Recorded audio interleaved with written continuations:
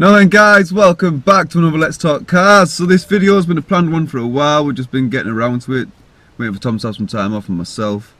But yeah, today this video, why the GTR? Why would you buy a GTR?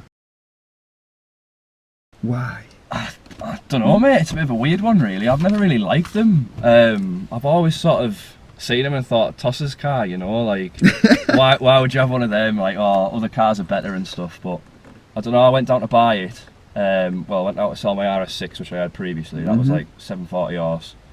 But that was like 740 horse.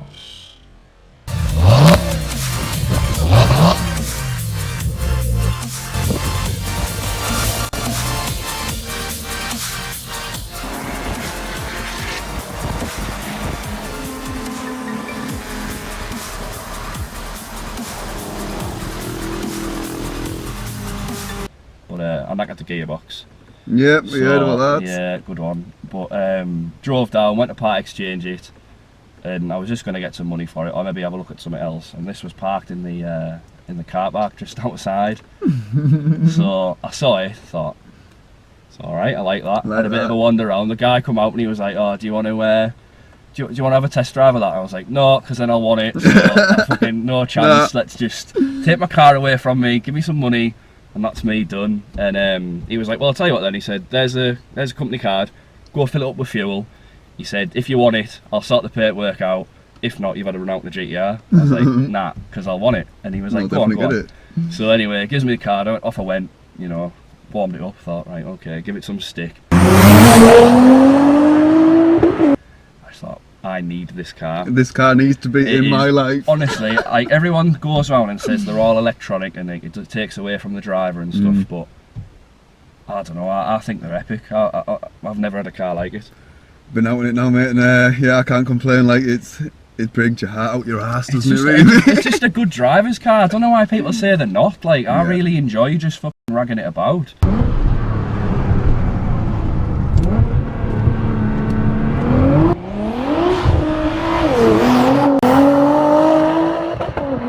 It's GTR, man, the car of all cars.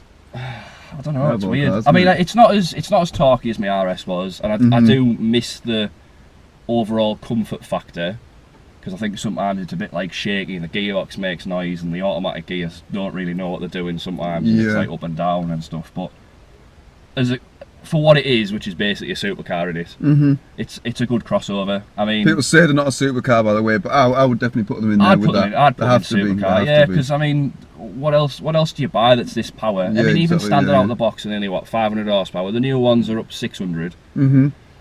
Exactly, yeah. And for the money that you're paying, I mean, these were 60 grand brand new.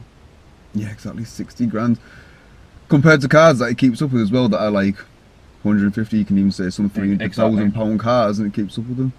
Yeah, it's amazing. Well, another question that comes up a lot is, why not a Z06 over the GTR? I don't know, I've never really thought about one. I'm not a big fan. It's a lot of power rear wheel drive. The mile per gallon factor is probably going to be a huge put off, isn't it? Because you're going to do about 3. I mean, you might think, well, you've got a GTR, but I can genuinely get 32 miles per gallon on a run. Yeah. And round town and that, it does about sort of 17 or 23, depending on how you drive and that. So. But still, for the power it's got in the car, it is. Exactly. I mean, it's stage 4.5 now. I don't really like calling things stages, but it's about 680 horsepower. Obviously, the forged engine and stuff. So that's why I sort of went for it. So I can go up to 900 horsepower if I want. Yeah. With some turbos and some gearbox upgrades. Yeah. Which is going to have to happen, I think. Future plans with future videos right there. So going on, F-Type R, why not the F-Type R over this? I think it's a bit of an old man's car. I mean, probably isn't, and it probably is a nice car to drive, but it's not me. Jaguar gives its name, doesn't it? Like, I've always had Japanese cars, and I've had, like, I had an R32 GTR Skyline, which I loved. I've had loads of Hondas, stuff like that. I don't know, I'm just not a Jaguar person, it's not really me.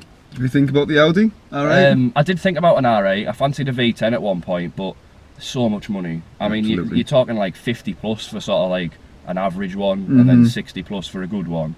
And you think, well, I'm back into the same territory as what I was with the RS. Yeah, exactly. Do not blame you. Costs massive, huge. Saying that, this is not really that brilliant, but you know.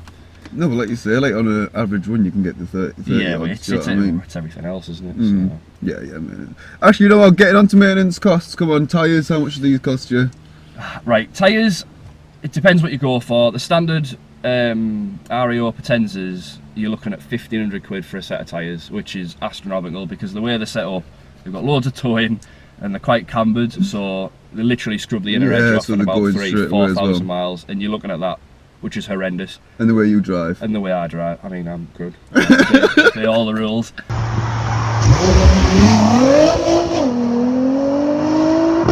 But yeah, the tyres are expensive. I mean, I managed to put some Pirelli P0s on. You're looking at about 400 quid for the rears and about 380 for the fronts. Right, which isn't as bad. It's not bad, but you don't have the stability that you get with the Potenzas. Right, but right. For an everyday tyre, I prefer them in a way. Yeah, obviously for cost as well. Yeah, obviously, because no one has 1,500 quid to shut out every 5,000 miles, unless you're like made of money. Brake change.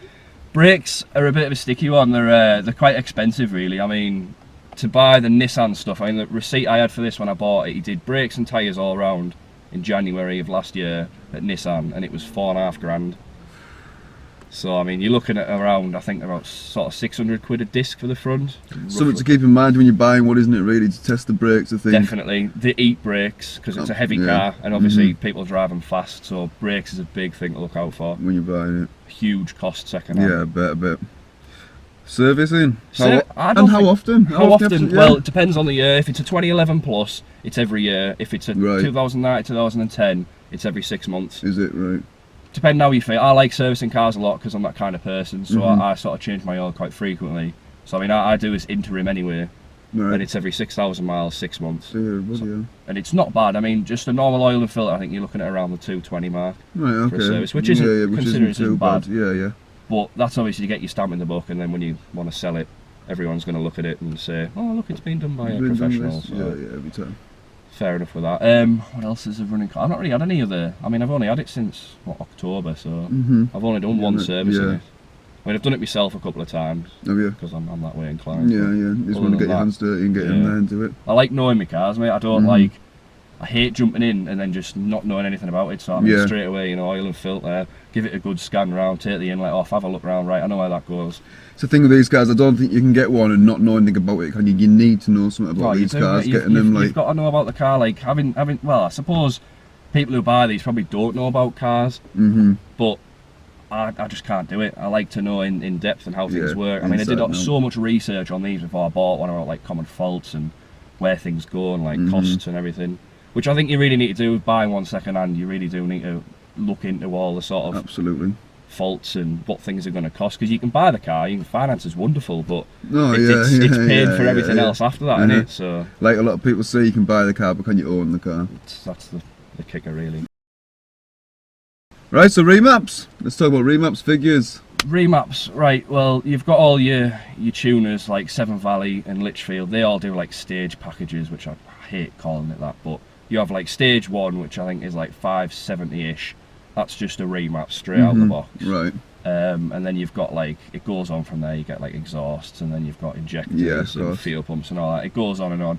I think they go from like stage 1 to maybe, I think it's 5, and then you get like custom, and 5 I think is 750. So I'm sort of like, it's like 4.5, because obviously it's got the forged engine with all the cams and stuff. It's running about 680 brake at the minute. Yeah. But I don't like the map that's on it personally. I think it's crap. So we're gonna be going for a different remap. We're gonna go for a different remap soon. My friend in Doncaster who works at RDT, Will, he's gonna do it for me. Put it in the description below. He's gonna do it for me, but he's just had a baby, so it'll be on hold for the next couple of weeks. But it will be getting done. And we'll be getting a video of that if any of you guys are interested. Want to come back and see that? Lots of videos. And that's about it, really. I mean, it depends how much money you want to spend. Absolutely. So why build and not buy? Why not buy one that's already 1,000 brake? I think it's all about down to money, isn't it, really? I mean, if you've got the money to spend and you've got endless cash, do one up yourself, because I can imagine it'd be quite fun if you were doing it yourself. But if you're just paying someone, then what's the difference about buying one that's already done? Especially if you've come from a fast car going into one that's already fast and had bits done, Yeah. you're saving yourself money, especially obviously if it's from a reputable tuner Mm-hmm. and it's been done properly and you've got all the history for it. I would personally, where I am with cars now, I would rather buy one done and add to it Yeah. than start from the beginning. Start right from the beginning, yeah. 'Cause of course. it's just, I mean, these are just taxed. It's so much money. Mhm, I mean, yeah. like, I think a stage 4 package is something like $8.5 grand. Is it? And Oh god, yeah, yeah. it's just So if like- you can buy one already done, then what? But Yeah. the price difference between, say, like a 650, which is like a stage 4, versus maybe like a standard one that's maybe a year newer, there isn't a huge variant in Right, in price. price, yeah. Because I think most people probably want a standard one, because you know they don't want to touch a modified one. Yeah, Whereas, yeah, so it's all about market, isn't it? But the prices aren't massively different. So I think Mhm. if you can afford to go that extra couple of grand, get one that's probably already done. Yeah. Well, there you go, guys. Tell you what, that's just a quick little couple of questions that we've had there. If you want to know anything else, again, just comment below. We'll come back and do another little question and answer. Yeah, definitely. It's been good. Liked it. Different style of videos. Got an exhaust sound there as well.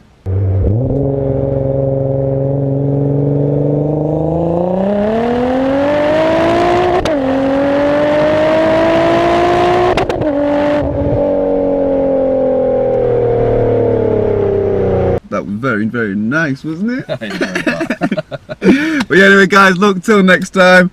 Comment, like I say, like, subscribe if you haven't already. Until next time, peace out and take care.